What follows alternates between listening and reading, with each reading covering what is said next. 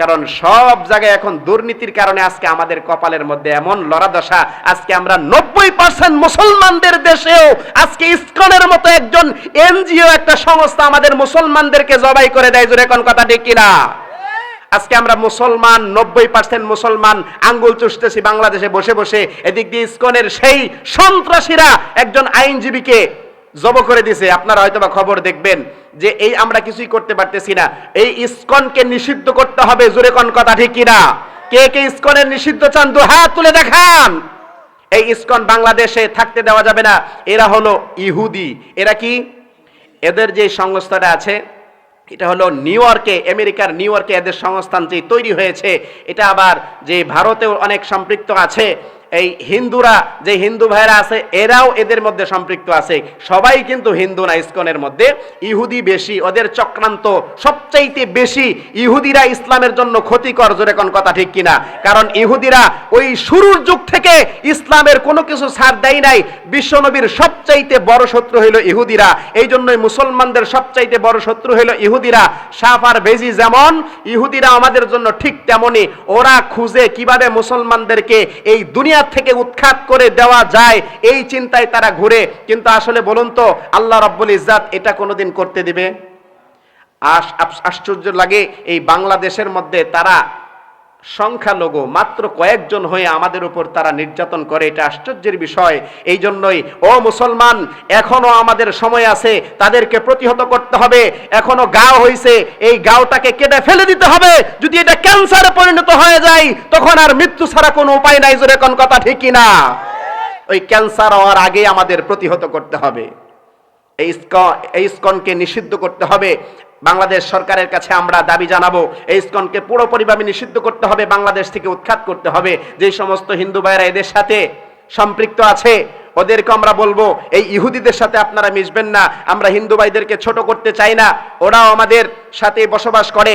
যারা হিন্দুরা আছে, অনেক এলাকায় হিন্দু ভাইরা আছে, ওরা এত উগ্র না, কিন্তু ইহুদিদের সাথে মিশে একটা চক্রান্ত করে মুসলমানদের পিছনে লাগাই দিতেছে, যাতে হিন্দু আর মুসলমানদের মধ্যে একটা লড়াই বেজে যায় আর দেশের মধ্যে একটা হাঙ্গামা তৈরি হয়ে যায়। এটাই তারা পায়তারা করতেছে। জোরে কোন কথা ঠিক কিনা? এজন্য ইহুদিরা কিন্তু শুরু থেকেই আমাদের বিপক্ষে। কারণ বিশ্বনবী সাল্লাল্লাহু আলাইহি ওয়াসাল্লাম দুনিয়ার জমিন থেকে চলে যাওয়ার পরে বিশ্বনবী সাল্লাল্লাহু আলাইহি সাল্লামের দেহ মুবারকটা নেওয়ার জন্য তারা পায়তারা চালাইছে। জোরে বলি নাউজুবিল্লাহ। 557 হিজরিতে বাদশাহ জঙ্গি নুরউদ্দিন যখন বাদশাহ প্রেসিডেন্ট, তখন ওই সময় এই খাদক ইহুদিরা তখন চিন্তা করলো, পরামর্শ করলো সবাই মিলে যে মুসলমানদের হার্ট, মুসলমানদের কলিজা, মুসলমানদের একমাত্র নেতা হলো মুহাম্মদ সাল্লাল্লাহু, সবাই বলুন মুহাম্মদ সাল্লাল্লাহু। এই মুহাম্মদের দেহটা এই মদিনায় আছে। আমরা যদি এই দেহটাকে যদি আমরা চুরি কইরা আমাদের এখানে যদি নিয়ে আসতে পারি, তাহলে ওদেরকে আমরা আমাদের হাতের আঙ্গুলে ঘুরাইতে পারবো। পৃথিবীতে যত মুসলমান আছে সবাইকে আমাদের হাতের তালায় ঘুরাইতে পারবো। এই চিন্তাটা তারা করার পরে তারা পরামর্শ করলো যে কিভাবে এই লাশটাকে চুরি করা যায়। জোরে বলি নাউজুবিল্লাহ। কত বড় দুঃসাহস করেছে, চিন্তা করে দেখেন। এই বিশ্বনবী সাল্লাল্লাহু আলাইহি সাল্লামের লাশ চুরি করার জন্য তারা 3 জনকে তখন সিলেক্ট করলো। 3 জনকে, এই 3 জনকে প্রশিক্ষণ দিল। তারা দাড়ি রাখছে, তারা মাথায় পাগড়ি দিছে, তারা টুপি পরছে, জুব্বা পরছে। বলুন তো, মাথায় পাগড়ি আর জুব্বা পরলেই কি হুজুর হয়ে যায়? আরো জোরে বলুন। নামাজ পড়লেই কি নামাজি হয়ে যায়? যদি সবাই নামাজি হইতো, নামাজের পরে এক জোড়া পাওয়া যায় আর এক জোড়া পাওয়া যায় নাকি? বলুন তো, নামাজি কখনো জুতা চুরি করে না সুর নামাজি সাজে? আরো জোরে বলুন, সুর নামাজি সাজে না নামাজি চুরি করে? সুরে জুতা চুরি করবার লেগা টুপি পাঞ্জাবি পইরা মুসল্লির বেশ ধরে, যাওয়ার সময় যেটা ভাই সামনে হেঁটে লয়ে যায়। কথা ঠিক কিনা? আয়ে খালি ভাইয়ে যায় হইল নবাবজাদা সাজ্জা। এই জন্যই টুপি পাগড়ি আর জুব্বা দেখলেই হুজুর মনে করবেন না, কারণ এটা যাচাই করার দরকার আছে। অনেক মসজিদের ইমাম বাংলাদেশে যাচাই করে পাওয়া গেছে ইহুদি। জুরে কন্যা নাউজুবিল্লাহ। অনেক মসজিদের ইমাম সাহেব 10 বছর 15 বছর 20 বছর নামাজ পড়াইছে, শেষে দেখা গেছে খ্রিস্টান। আপনারা পত্রিকা দেখেন, ইউটিউবে ভিডিও দেখলে পাওয়া যাবে। এইগুলো কোত্থেকে আসলো? এটা হলো ইহুদিদের একটা পায়তারা। কারণ 20 বছর যদি ইহুদির পিছনে নামাজ পড়ে, বলুন তো একটা রাকাত নামাজ হইছে? তাদের তো এটাই, প্রত্যেকটা ঘরে ঘরে তারা সুদ ঢুকায় দিবে। আপনি সুদের টাকা খায়া আপনি যতই নামাজ পড়েন না কেন, আপনি কপালের মধ্যে ওই মধুটিলাও যদি বানায় ফেলান, তারপরে একটা সিজদাও আল্লাহর দরবারে কবুল হবে না। জোরে কোন কথা ঠিক কিনা? হাদিস শরীফে আসছে 10 দিরহাম দ্বারা যদি কোনো পোশাক ক্রয় করো, সেই 10 দিরহামের মধ্যে যদি 1 দিরহাম হারাম থাকে আর বাকি 9 দিরহাম যদি সলিড টাকা থাকে, ওই 1 দিরহাম হারামের জন্য ওই পোশাকটা যে তুমি 10 দিরহাম দ্বারা কিনছো, ওই পোশাকটা পরে তুমি যদি কিয়ামত পর্যন্ত আল্লাহর সিজদা করো, একটা সিজদাও আল্লাহ কবুল করবে না। জোরে কোন কথা ঠিক কিনা? আজকে আমাদের প্রত্যেকটা ঘরে ঘরে সুদ ঘুষ সবকিছু ঢুকায় দিচ্ছে, এদিক দিয়ে আমাদের কোনো খেয়াল নাই। আমরা আছি অন্য একটা বিষয় নিয়ে সামনে আসতেছি। বলতেছিলাম যে ইহুদিরা বিশ্বনবীর যেই লাশ চুরি করার জন্য যে পায়তারা করতেছিল, 3 জনকে রেডি করছে। কয়জনকে? মাথায় পাগড়ি, জুব্বা, বিশাল চেহারার অধিকারী, সুন্দর। এই সময় তারা যখন পাঠাই দিল তাদের মিশন পুরা করার জন্য, তাদেরকে মদিনায় পাঠাই দিল যে তোমরা 3 জন যে কোনো ভাবেই হোক এই বিশ্বনবীর যে মুহাম্মদ সাল্লাল্লাহু আলাইহি সাল্লামের লাশটাকে তোমরা চুরি করে নিয়ে আসবা, আমাদের হাতে আইনা দিতে পারলে তোমাদেরকে বিশাল পুরস্কৃত করা হবে। তখন তাদের 3 জনকে পাঠাই দিল মদিনার জমিনে। তারা এদিক দিয়ে মদিনায় যায়া মসজিদে নববীর মধ্যে তারা 3 জন ইবাদত করে। আমার বন্ধুগণ, ওই সময়ের বাদশাহ নুরউদ্দিন, এই বাদশাহ নুরউদ্দিন জঙ্গি হঠাৎ করে একদিন স্বপ্ন দেখলেন। কোন কিতাবে লেখে যে এক রাতেই 3 বার দেখেছে, আবার কোন কিতাব লেখে পর পর 3 দিন স্বপ্ন দেখেছে। প্রথম দিন স্বপ্ন দেখলেন বিশ্বনবী বাদশাহ জঙ্গি নুরউদ্দিনকে বলতেছে, ও নুরউদ্দিন, এই মদিনায় এইরকম 3 জন লোক আছে যারা আমার দেহটা আমার স্বপ্নে এসে দেখা দিল, এবং কি এমন একটা স্বপ্ন দেখলাম যে বিশ্বনবীর যে রওজা আছে সেখানে 3 জন লোক দেখালো। এটা আবার কেমন জিনিস? ওই দিন কোনো পাত্তা দিল না, তেমন একটা কিছু গুরুত্ব দিল না। পরের দিন আবার একই স্বপ্ন বিশ্বনবী সাল্লাল্লাহু আলাইহি ওয়াসাল্লাম বাদশাহ নুরউদ্দিনকে দেখালেন। আবার যখন ওই একই স্বপ্ন দ্বিতীয় দিন দেখলেন, তখন সে বলল, আরে কি স্বপ্ন দেখলাম, আবার একই স্বপ্ন আমি দ্বিতীয়বার দেখলাম। এইভাবে করে যখন তৃতীয় দিন একই স্বপ্ন দেখলো বাদশাহ জঙ্গি নুরউদ্দিন, ও বাদশাহ নুরউদ্দিন, তুমি এখনো শুয়ে আছো, এখনো ঘুমিয়ে আছো। এদিক দিয়ে মদিনায় তারা পায়তারা করতেছে, আমার এই লাশটাকে নেওয়ার জন্য তারা পায়তারা করতেছে। 3 জন লোক তাদেরকে চেহারা দেখায় দিছে। তাদের চেহারা হলো, চোখগুলো হলো নীল বর্ণের হবে, চেহারা সুন্দর, মাথায় পাগড়ি পরা, জুব্বা পরা, তাদের আকৃতি দেখিয়ে দিয়েছে বিশ্বনবী সাল্লাল্লাহু আলাইহি ওয়াসাল্লাম। এই স্বপ্ন যখন দেখালেন বাদশাহ, এই স্বপ্ন দেখার পরে ঘুম থেকে উঠে সে চিন্তা করতেছে, এরকম কি স্বপ্ন আমি দেখলাম, এটা কিভাবে সম্ভব? বিশ্বনবীর রোজা এমন বিপদে পড়েছে, এটা আবার কেমন কি, এই রকম কে করতে পারে? তখন সে 16,000 বাহিনী নিয়ে তৎক্ষণাৎ মদিনার জমিনে পৌঁছে গেলেন। জোরে বলি সুবহানাল্লাহ। মদিনার জমিনে যে তার যে উজির, সে উজিরকে বলল, উজির শোনো, মদিনার প্রত্যেকটা অলিতে গলিতে দাওয়াত দাও, মদিনার সব মানুষদেরকে আমার দাওয়াতে অংশগ্রহণ করার জন্য বলবা। আর আমি যতদিন পর্যন্ত এই মদিনায় থাকবো, মদিনা থেকে কেউ বের হতে পারবে না। মদিনায় আসতে পারবে, কিন্তু মদিনা থেকে কেউ যেন বের হতে না পারে। এইভাবে করে যখন বাদশাহ নুরউদ্দিন 17 দিন মেহমানদারি করানো হয়েছে, 17 দিন মেহমানদারি করানোর পরেও ওই বাদশাহ নুরউদ্দিনকে যেই স্বপ্নের মধ্যে যেই চেহারা দেখানো হয়েছে, সেই চেহারার সাথে কারো এরকম মিলে না। বিশ্বনবী যেই স্বপ্নের মধ্যে ইহুদিদের চেহারাগুলো দেখানো হয়েছে, চেহারা সুন্দর, তাদের চোখগুলো নীল বর্ণের হবো, এই রকম কোন চেহারা তার সামনে দাওয়াত খেতে আসে না। এইভাবে করে যখন 17 দিনের মাথায় বাদশাহ জঙ্গি নুরউদ্দিন বলে, ও উজির, আমি যেই স্বপ্নের মধ্যে যেই চেহারাগুলো দেখলাম, কারোর সাথেই তো এরকম চেহারার কোনো মিল পাচ্ছি না। মদিনায় কি আরো কোনো মানুষ আছে কিনা? একজন লোক এসে বলেন, বাদশাহ, আমি একটা তথ্য আপনাকে দিব। বলে, কি তথ্য বলো? বলে, আমাদের মসজিদে নববীতে, বিশ্বনবীর মসজিদে 3 জন বুজুর্গ লোক আছে, তারা কোনোদিন কারো বাড়িতে দাওয়াত খাইতে যায় না, তারা মানুষকে আরো খাওয়ায়, দান সদকা করে, তারা খুব আমলদারি, সারা দিন রোজা রাখে আর সারা রাত তাহাজ্জুদের নামাজ পড়ে। এইরকম আমলদারি লোক, তারা কখনো বের হয় না, বাহিরে বের হয় না, কারো দাওয়াত তারা কবুল করে না। বাদশাহ নুরউদ্দিনের অন্তর কেঁপে উঠলো, কি বলে তিনজনের কথাই তো স্বপ্নের মধ্যে বলেছিল, আর এই তিনজনের কথাই তো এরাও বলতেছে, এরা বুজুর্গ লোক। বাদশা নুরউদ্দিন তৎক্ষণাৎ চলে গেল, মসজিদে নববীর মধ্যে ঢুকে গেল। মসজিদে নববীর মধ্যে ঢুকে দেখে ওই যে স্বপ্নের মধ্যে যেই তিনজনকে দেখানো হয়েছিল এই তিনজনের সাথেই মিলে গেছে। জুড়ে বলি আল্লাহু আকবার।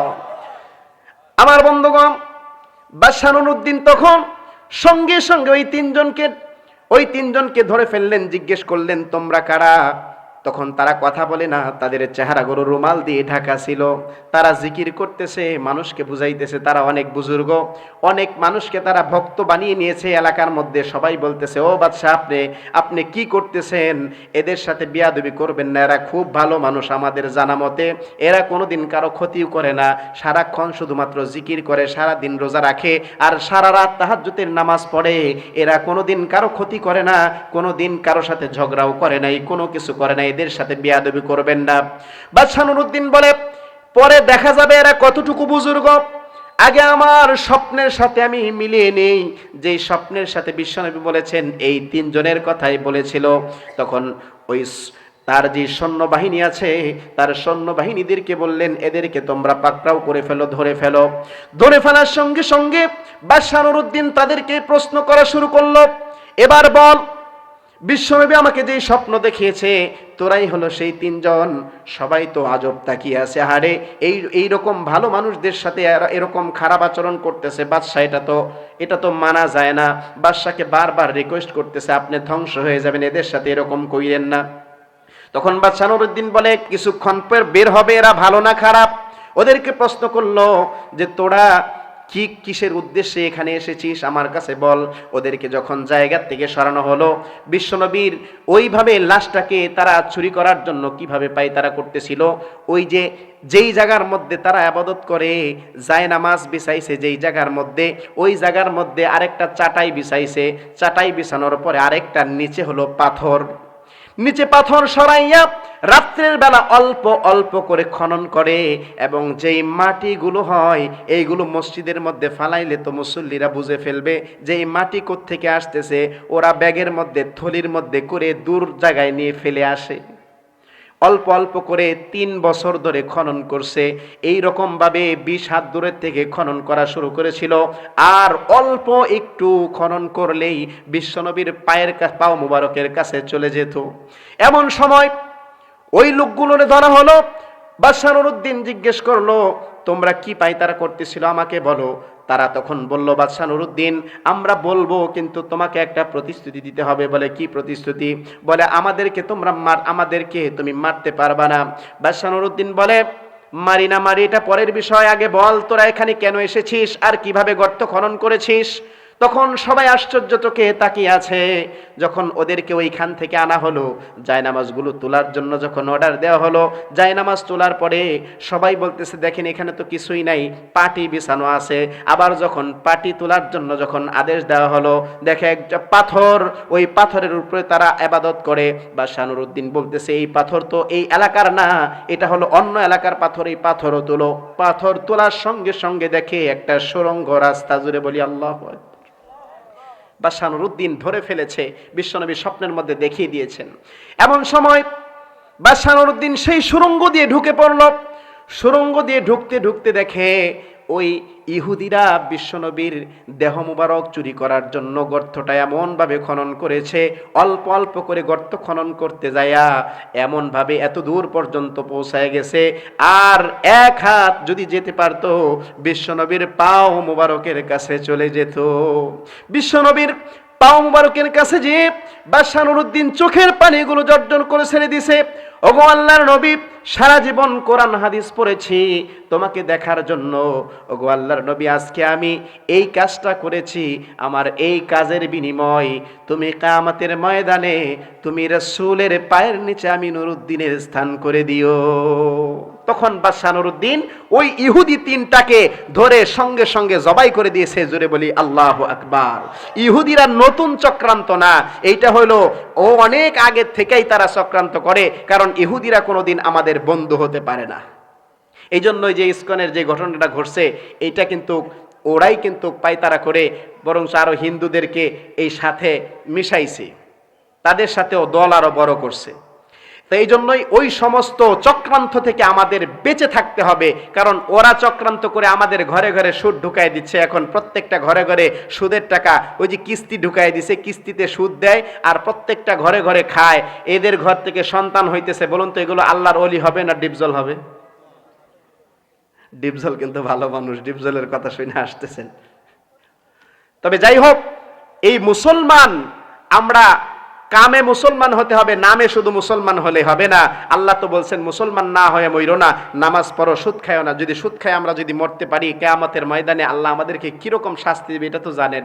কারণ যাই না গুনাহ করলে এটা হয় কবিরা গুনাহ, আর না যাই না করলে হয় সগীরা গুনাহ। আমরা মুসলমান, আমরা জানি আমাদের কি কি করলে হারাম আর কি কি করলে হারাম না, তাহলে তারপরেও আমরা কেন এই সমস্ত কাজগুলো করতে হবে?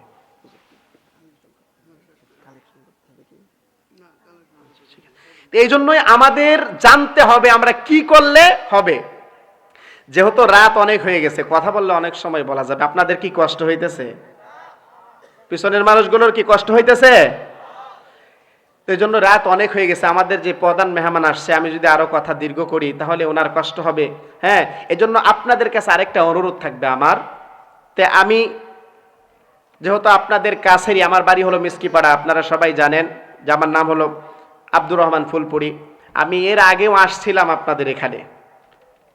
তো যাই হোক, উনি আসছেন আমাদের মেহমান। আপনাদের কাছে একটা অনুরোধ করব, আপনারা উইঠা যাওয়া ধরবেন না, কারণ উনি কষ্ট পাবে। দূরের থেকে আসছে না, আপনারা বসে ওনার ওয়াজটা শুনবেন। যতক্ষণ পর্যন্ত তিনি বয়ান করবেন ততক্ষণ পর্যন্ত আপনারা বসে থাকবেন। এটা হলো মেহমানের একটা সম্মান করা, কথা ঠিক কিনা? কারণ আপনাদের এলাকায় আসছে মেহমান, যদি আপনারা যদি উঠে চলে যাওয়া ধরেন তাহলে উনি কষ্ট পাবে, আর উনি হলেন মুসাফির। এজন্যই ওনার সাথে বয়ান শেষ করে একসাথে দোয়া করবেন, দেখবেন আল্লাহ তাআলা মনের বাসনা পূর্ণ করে দিবে। জোরে বলি আমিন। কারণ এই জন্য যেই কথাগুলো বললাম আমি আর দীর্ঘ করব না, আলোচনা করলে অনেক সময়ের প্রয়োজন। যেহেতু আমার সময় আছে তারপর আমি শেষ করে দিচ্ছি। কেন? মেহমানের দিকে তাকায়া যে হুজুর আসছেন, বসে আছেন, অপেক্ষা করতেছেন। বেশি রাত হলে আপনারা যদি জিলাপি একবার কিনতে পারেন আর কোনো ঠেকানির ক্ষমতাও নাই, কথা ঠিক কিনা? একবার যদি কোনো মতে জিলাপি কিনা লাইন, মিজানুর রহমান আজারে আইলে আর কাম হইতো না, কথা ঠিক কিনা? এই জন্য জিলাপি কিনার আগে এই জায়গায় করতে হবে। তো এই জন্য যেই কথাগুলো বলছি এইগুলোর উপর আমাদের সকলের আমল করতে হবে, কথা ঠিক কিনা? এই জন্য আমরা এখানে এই মাহফিলে এসেছি, আমরা একবার মন থেকে আল্লাহকে একবার ডাক দিয়ে সবাই বলি তো আল্লাহ। এই আওয়াজ কুলসুমের মা পর্যন্ত যাইতো না, কারণ এই আওয়াজ এমন জোরে একটা আওয়াজ দিতে হবে। বলুন তো এই কণ্ঠ দিয়েছে কে? আরো জোরে বলুন কে? আল্লাহ। জীবনে এরকম আর কোনোদিন চিৎকার মারেন নাই। এইরকম আওয়াজ দিয়ে একবার আল্লাহু আকবার বলবেন, আমি বলবো লিল্লাহি তাকবীর, আপনারা বলবেন আল্লাহু আকবার। এইরকম চিৎকার আর জীবনও দিছেন না। যেই আল্লাহ আমাকে কণ্ঠ দিল, যে আল্লাহ আমাকে শক্তি দিয়েছে, সেই শরীরের পুরো শক্তিটা দিয়ে আজকে আমি আল্লাহু আকবার বলে একটা তাকবীর দিব, মনের আয়েশ মিটায় একটা তাকবীর দিব। দেখি তো কিরকম পারেন। লিল্লাহি তাকবীর। বাবারে বাবা, পাওয়ার আছে মাশাআল্লাহ। তারপরে আমি এখানে একটা জিনিস করব, যে এই সবার আওয়াজটা একসাথে হয় নাই, আরো বেশি জোরে দরকার আছে। এখন আমি আলাদা আলাদা একটু তাকবীর দেব। যারা বিয়ে করছেন ওদেরকে আলাদা দেওয়াবো, আর যারা বিয়ে করেন নাই ওদেরকে আলাদা দেওয়াবো। দেখি যারা বিয়ে করছেন ওদেরকে একবার দেওয়ায় সারি, গলাটা একটু পরিষ্কার করেন তো। ওদের দলে কিন্তু আমিও আছি। লিল্লাহি তাকবীর। বাবা রে বাবা, কুলসুমের মা খুব খুশি হয়েছে।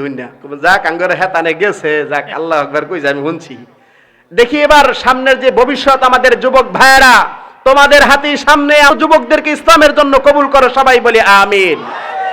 আখিরি দাওয়ানা আলহামদুলিল্লাহি রাব্বিল আলামিন। আসসালামু আলাইকুম ওয়া রাহমাতুল্লাহি ওয়া বারাকাতুহু।